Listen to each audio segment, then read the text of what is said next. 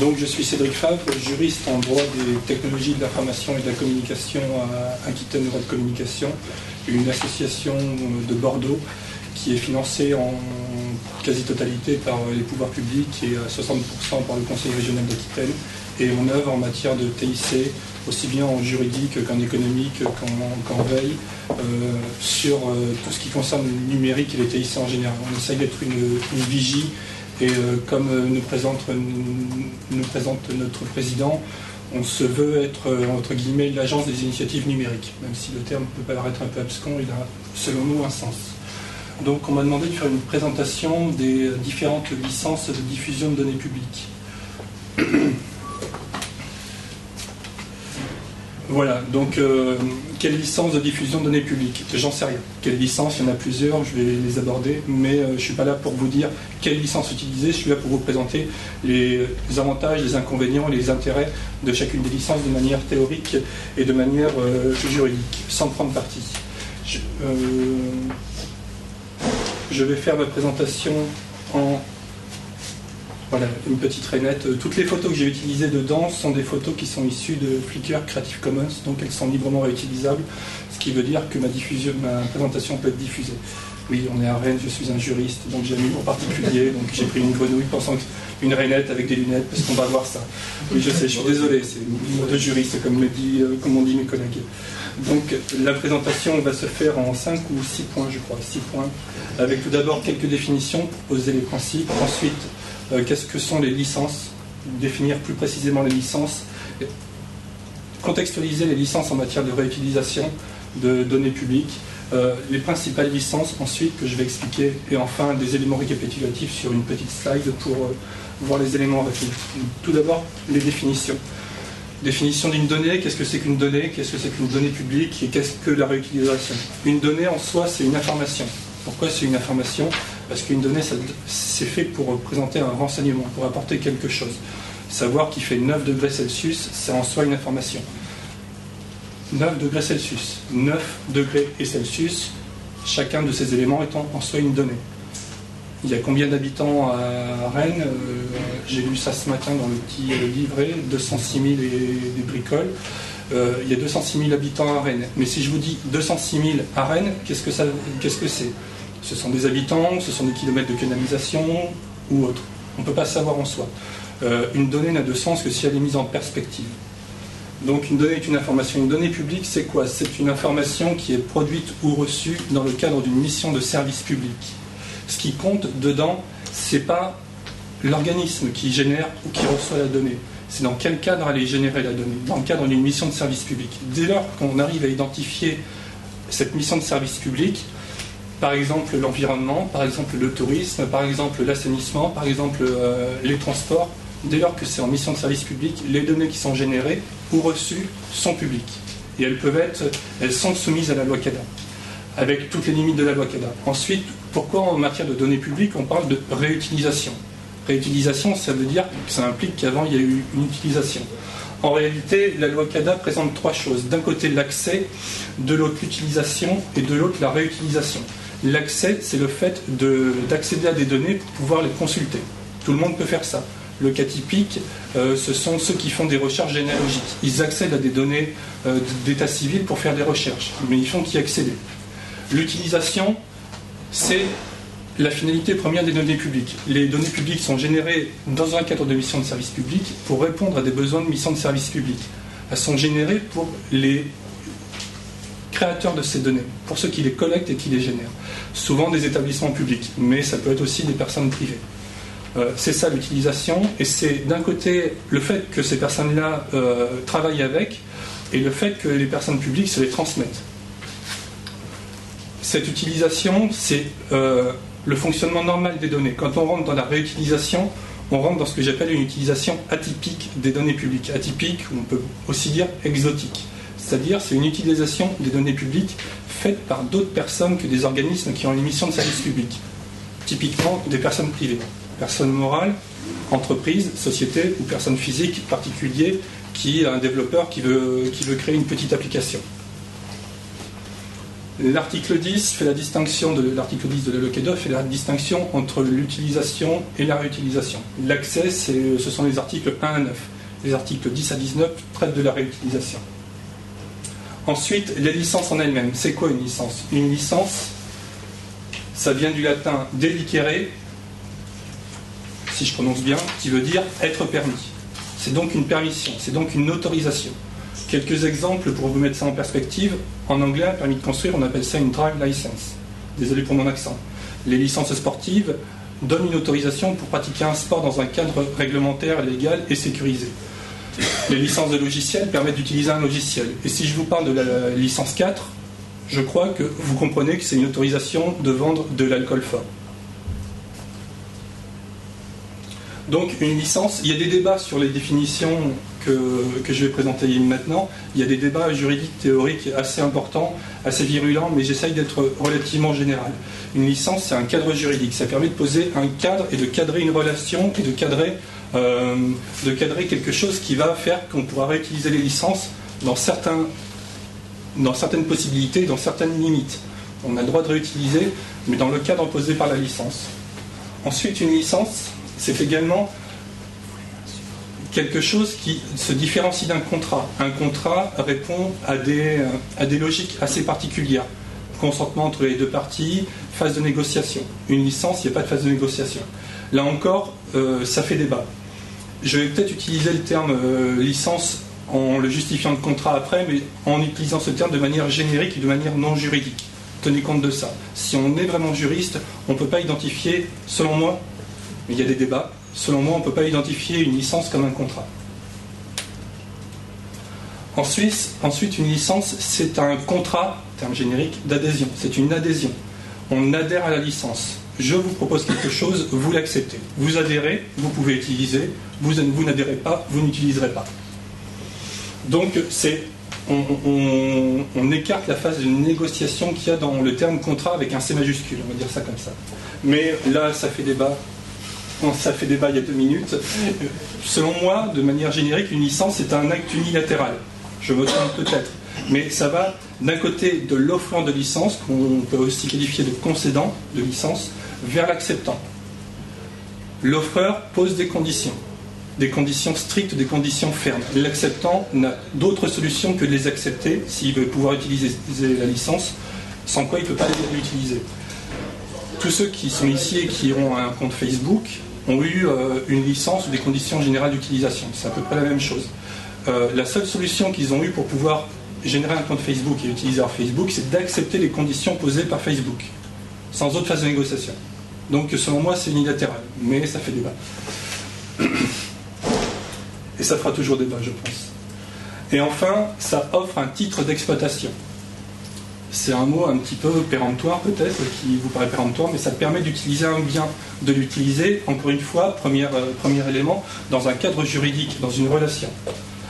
Et ça permet d'utiliser des biens, notamment immatériels. Les licences d'utilisation de logiciels sont des biens immatériels. Ensuite, en matière de données publiques, alors là j'ai non pas une petite coquille, mais une faute professionnelle. C'est pas 17 juillet 73, mais 17 juillet 78, je m'en excuse. Donc en matière de données publiques, la loi CADA pose un cadre. Pose un cadre en disant que s'il y a paiement, vous devez mettre en place une redevance, uniquement s'il y a paiement. Le paiement, ça s'appelle une redevance de réutilisation de données publiques. Ensuite, la loi CADA fixe des conditions de réutilisation, des conditions particulières, des conditions limitées, plus ou moins grandes, plus ou moins larges. Notamment, l'article 12 de la loi CADA oblige à ce qui s'appelle une obligation de loyauté. L'obligation de loyauté vous oblige à citer la source de la donnée, citer la dernière date de mise à jour, ne pas faire d'utilisation qui soit contraire à l'ordre public, ne pas dénaturer le sens ni la valeur des données publiques. Ensuite, la loi CADA dit qu'on ne peut pas apporter de restriction à la réutilisation. C'est-à-dire que le réutilisateur est libre de réutiliser dans le sens qu'il veut les données publiques. Il y a une obligation, mais pour les administrations, de mettre à disposition les données publiques. Cette mise à disposition n'est pas forcément une mise à disposition papier ou Internet, ou les deux. Cette mise à disposition est faite comme l'administration l'entend, ou la personne qui est en charge d'une mission de service public. Donc c'est-à-dire que chacun peut mettre à disposition des données publiques, les mairies, le cadastre. Si vous allez dans votre mairie et que vous demandez un plan du cadastre, on peut vous envoyer par email le plan du cadastre, mais on peut tout simplement vous faire une photocopie. Là, on est dans le cadre d'une mise à disposition, si c'est simplement la photocopie. Le fait d'en passer par Internet et de créer des portails comme Etalab qui a ouvert hier, c'est un outil de facilitation d'accès. Et enfin, la loi CADA oblige chaque personne publique, chaque organisme qui agit dans le cadre d'une mission de service public à mettre en place une licence type. Cette licence doit être mise en place.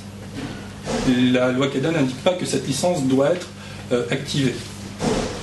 On doit préparer une licence type, mais on peut préparer des licences spécifiques après en fonction du réutilisateur ou de la réutilisation. Le décret CADA, qui date, lui, de 2005, et là je ne me trompe pas, indique notamment que les licences doivent obligatoirement indiquer certains éléments qui sont listés ici. Je vous les ai listés, je vous propose de les consulter plus tard en récupérant ma présentation, vu qu'on est limité à 20 minutes. Mais en gros, c'est ce que je viens de vous dire. Ensuite, je vous présente 4 licences. La licence Etalab, célèbre depuis hier maintenant, les licences APIE, Agence du patrimoine immatériel de l'État, l'ODBL, l'Open Data Base Licence, et enfin la Creative Commons 0 qui peut être utilisée dans ce cadre-là. Tout d'abord, la licence Etalab. Ah oui, une précision. En matière de contrat, la perfection n'existe pas. Donc toutes les licences que je vous présente ont leurs avantages et leurs inconvénients. Elles sont utilisables ou pas. C'est à vous de voir. C'est en fonction de ce que vous voulez, vous soit en tant que personne publique ou vous en tant que réutilisateur. Tout d'abord, la licence Etalab, dénommée licence ouverte, open license. Le sigle, c'est assez mal représenté. On pense que c'est un I, mais c'est un L en fait. C'est L-O-O-L. C'est un peu raté, c'est dommage. Avantage, elle est courte. Elle est disponible en français et en anglais. Autre avantage, elle prend une ouverture. Le décret CADA qui date de février 2011 transpire le mouvement Open Data. Sans le dire, Etalab véhicule l'Open Data en France.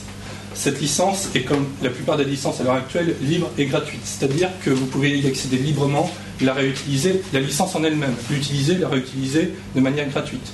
Libre, ça veut aussi dire que vous pouvez prendre la licence et l'adapter, la modifier pour l'adapter à vos besoins spécifiques. Elle offre des droits de réutilisation très larges. Est-ce que c'est un avantage, est-ce que c'est un inconvénient? Ça dépend de l'interprétation que chacun en fera. Moi, selon certains aspects, je dirais qu'il y a des inconvénients, mais selon d'autres, je dirais qu'il y a des avantages. Elle ne traite pas de la question du transfert de propriété. Ça, c'est un tort pour moi. C'est un tort. Perdre la propriété d'une donnée, c'est grave. C'est grave parce que ça veut dire que la personne qui acquiert cette propriété peut restreindre l'utilisation. Si vous restez propriétaire en disant aux autres qu'ils ont le droit d'utiliser, c'est beaucoup plus facile de pouvoir ensuite distribuer à d'autres personnes. Votre voiture, vous en êtes propriétaire. Si vous la donnez à quelqu'un sans rien signaler à ce niveau-là, il peut considérer qu'il devient propriétaire et faire ce qu'il veut de la voiture et vous la confisquer. Vous ne pourrez plus la récupérer. C'est la même chose pour les données, même si c'est un bien immatériel. Enfin, la licence prend en compte la notion de données dérivées, c'est-à-dire le fait d'utiliser des données qu'on a récupérées pour utilisation en les recoupant avec d'autres données, publiques ou pas publiques, pour pouvoir générer des données différentes, des interprétations qu'on appelle des données dérivées. C'est comme prendre 2 photos, les agréger ensemble pour créer une œuvre, une 3e photo. Et elle comporte une exclusion de responsabilité très très forte. Si vous la lisez, moi ça m'a sauté au visage, ça m'a presque agressé de voir l'exclusion de responsabilité qu'il y a dedans, qui permet de limiter la responsabilité en cas de réutilisation non conforme par les réutilisateurs. Je ne vais pas trop vite. Ensuite, tenir compte de 2 choses. Elle est destinée à être un standard en France. Il faut tenir compte de ça. C'est destiné à être la licence la plus utilisée en France. C'est une bonne ou une mauvaise chose? Je ne sais pas. Je pense que oui, c'est parce que ça permettra d'harmoniser au niveau national tout ce phénomène d'open data et de réutilisation des données publiques. Et enfin, elle est compatible avec la plupart des licences étrangères. C'est important ça. C'est important de pouvoir se dire que les étrangers, les personnes d'autres pays, surtout de l'Union européenne, pourront réutiliser des données françaises qui sont soumises à la licence Etalab ou pourront utiliser la licence Etalab dans d'autres pays. Le but, c'est encore une fois de générer au niveau au moins européen la réutilisation et pas de se limiter à un système franco-français. Les licences APIE, Agence du patrimoine immatériel de l'État. Les licences APIE, il n'y a pas un modèle, il y a plusieurs modèles, ce qui complique énormément les choses. Conditions générales de réutilisation, licence de livraison unique, c'est-à-dire qu'en une fois on livre un paquet de données, licence de réutilisation successive, typiquement c'est le cas du flux RSS, licence gratuite ou payante, pour la mise en place d'une redevance ou pas. Donc déjà c'est une complication. L'avantage c'est qu'elle favorise la réutilisation plus que l'ouverture. Pour moi c'est l'avantage, ça sécurise la réutilisation. Inconvénient c'est que la notion d'open data est un petit peu mise au second plan. Elle est très en faveur des administrations. Quand je dis administration, je veux dire organismes qui agissent dans un cadre de mission de service public. Elles sont très longues, touffues, mais complètes. Moi, j'aime beaucoup, en tant que juriste en propriété intellectuelle et en droit des TIC, mais à lire, si on n'a pas une lecture en soi éclairée, c'est assez compliqué à lire et rébarbatif. Elle est difficile à comprendre pour des non-juristes, c'est ce que je viens d'expliquer. Elle respecte scrupuleusement la loi CADA. Je crois même que c'est un petit peu maladif de la part de l'APIE, mais l'APIE étant un organisme gouvernemental, il se doit d'agir dans les missions qui lui sont définies, notamment les missions posées par la loi. Difficilement compatible avec les licences étrangères, justement parce qu'elle est longue, complète, touffue et très juridique. Avantage tout de même, ces licences sont libres et gratuites, donc vous pouvez les prendre, les adapter, ce qu'a fait Rennes notamment. Ensuite, la licence ODBL, la fameuse licence... Ah oui, pardon. Elle apporte une grande sécurité juridique. Excusez-moi de cet oubli. La fameuse licence Open Data Base Licence. C'est un des sigles, mais il y en a plusieurs. Je vous ai mis le sigle le premier, le plus emblématique. L'ODBL est basé sur les licences Creative Commons. Je ne sais pas si vous connaissez le système de fonctionnement des licences Creative Commons. Ce sont des licences qui fonctionnent avec des pictogrammes, avec 4 pictogrammes qui permettent, agencés de manière différente, d'offrir plus ou moins de droits d'utilisation d'une œuvre de l'esprit. Œuvre de l'esprit au sens général. Une photo, un écrit, un texte, une chanson, un tableau, n'importe quoi.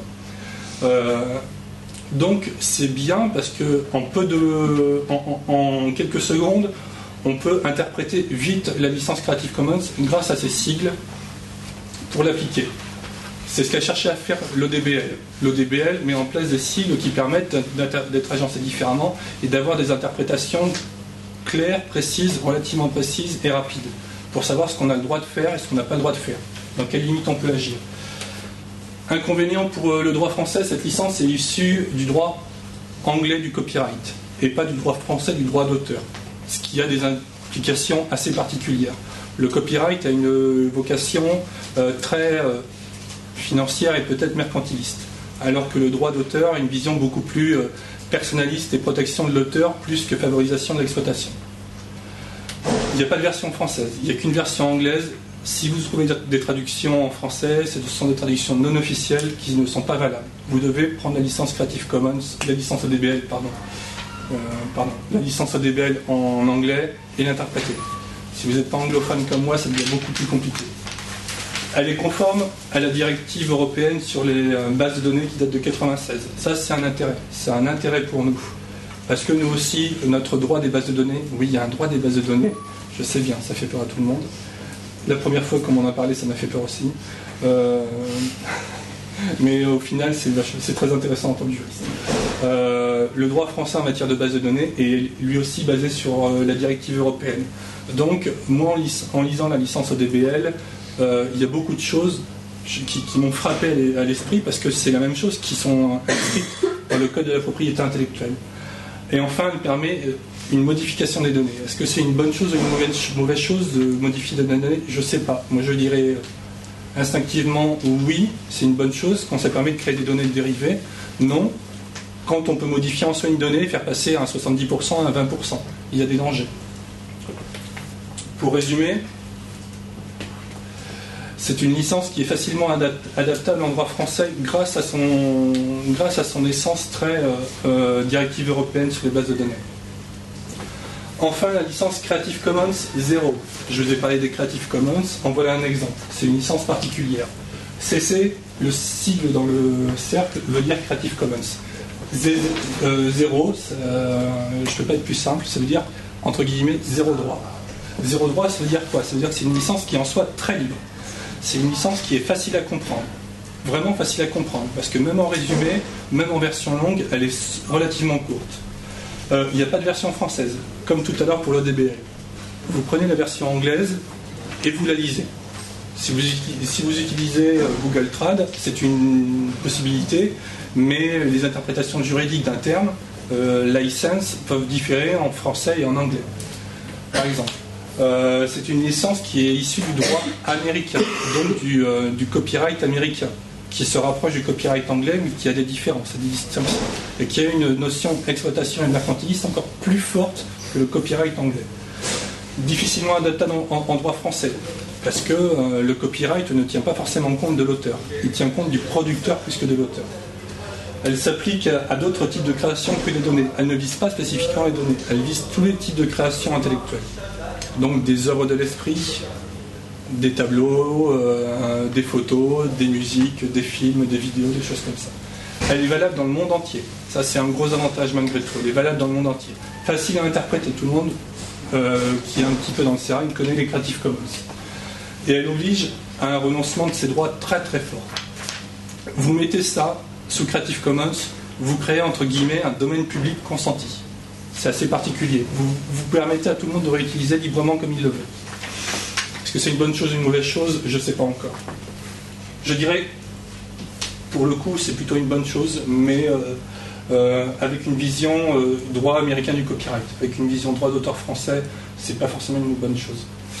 Et pour résumer, elle favorise une libération très large en matière de données publiques, très très large. Donc, élément peut-être à retenir, ah oui, il y a un manque de sécurité juridique très fort. Ça me paraissait tellement évident, excusez-moi, que je ne le disais pas. Donc, élément peut-être à retenir, c'est ce que je pense, mais assez à vous d'en juger, c'est tout d'abord, voilà. Tout d'abord que ce sont des actes unilatéraux. Encore une fois, il y a un débat. Mais je vous propose, vous acceptez et c'est tout. Il n'y a pas de négociation. Excusez-moi, c'est un peu redondant, je suis d'accord. Ensuite, ça nécessite une adhésion. Mais cette adhésion implique qu'il y a un consentement qui est, de la part de l'offreur de licence du concédant, qui est de principe. J'accepte déjà. Vous n'avez plus qu'à, vous, de votre côté, accepter. Ensuite, je suis désolé, je ne me souviens plus de ce que j'ai noté. Elle ne comporte aucune phase de négociation. Encore une fois, on est hors cadre d'un contrat. Voilà ce que je vous propose. Vous acceptez ou pas? C'est comme une baguette de pain. Elle vaut 85 centimes, vous acceptez de l'acheter ou pas?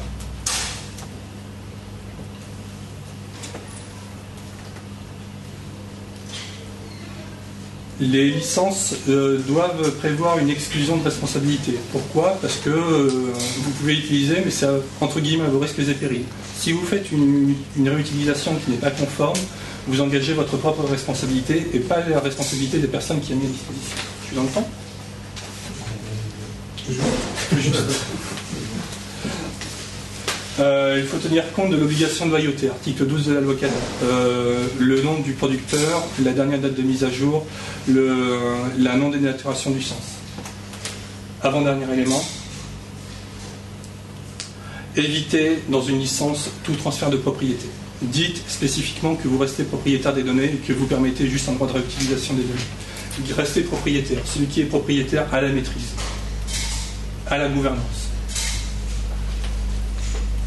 Et enfin, le but, c'est de favoriser la réutilisation, c'est ce que va nous parler maintenant Madame Le Hénaf. Donc voilà, c'était une petite transition en plus. Je vous remercie de votre attention. Merci.